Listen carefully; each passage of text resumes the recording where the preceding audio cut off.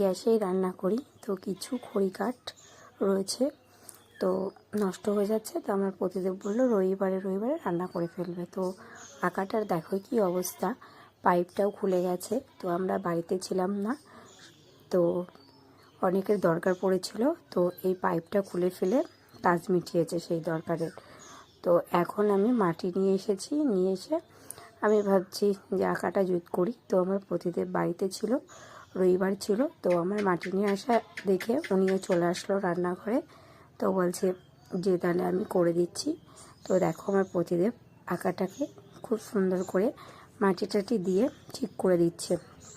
মানে যদি বাড়ি থাকে, তো আমার যদি কোনো কাজ থাকে, তাহলে আমার করাই লাগে না। আমার প্রতিদেব একাই 100 জুতো সেলাই করা থেকে চণ্ডীপাঠ পর্যন্ত সমস্ত কিছুই পারে। তো আমি মাটি এনে দিলাম, জল এনে দিলাম, মাটিটাকে ভালো করে জল দিয়ে মেখে দিলাম।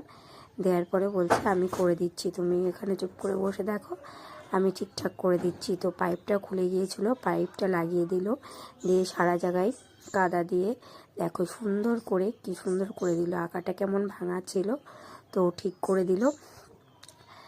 আঁকায় রান্নাই করা হয় না, তো রবিবারে রান্না করে ফেলতে হবে, কারণ কিছু খড়ি রয়েছে, খড়িগুলো উই লেগে যাচ্ছে তার জন্যে।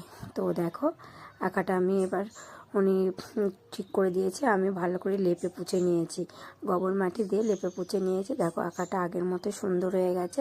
কিছুটা মাটি ছিল, বললাম একটু তুলা আঁকা করে দাও, তুলা আঁকা করে দিল। তোমাদের কাদের প্রতিদেব এইরকম করে দেয় অবশ্যই জানাবে। আমার প্রতিদেব সত্যি খুব ভালো, আমি সত্যি খুব সুখী। আমার প্রতিদেবকে পেয়ে আমার সমস্ত কাজ করে দেয়, যদি বাড়িতে থাকে তাহলে করে দেয়। আর ভিডিওটা কেমন লাগলো, যদি ভালো লাগে তাহলে একটা লাইক আর একটা কমেন্ট করবে। তোমরা সবাই ভালো থাকবে, সুস্থ থাকবে, টাটা বাই বাই।